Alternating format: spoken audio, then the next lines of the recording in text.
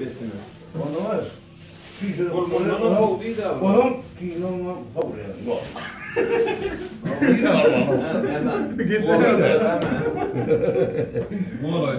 Gülüyorum sen o hıytıra. Ja. Emin mi? Küçüğü de.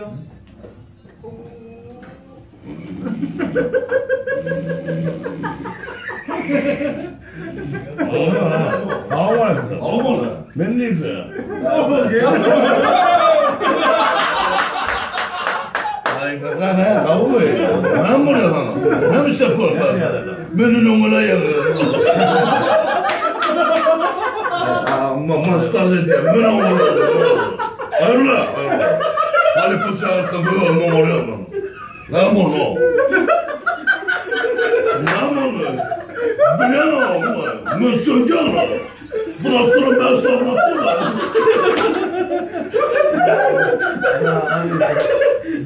Kocaman aşağı geldi bile. Hani böyle numara yazmam. Ne bunu? Hayır, ben pustol. Şimdi hava işe var mı dedi. Ben altçılarım. Balon mu? Balon.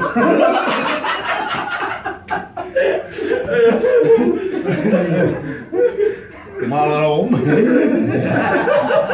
Ay sen boğma lazım. Gelir mi? Ya getirtilir mi?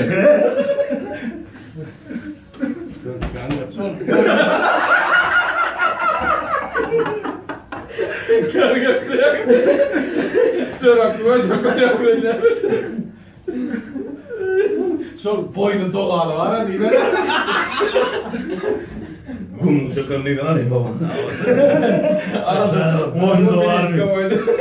Boynu dolar.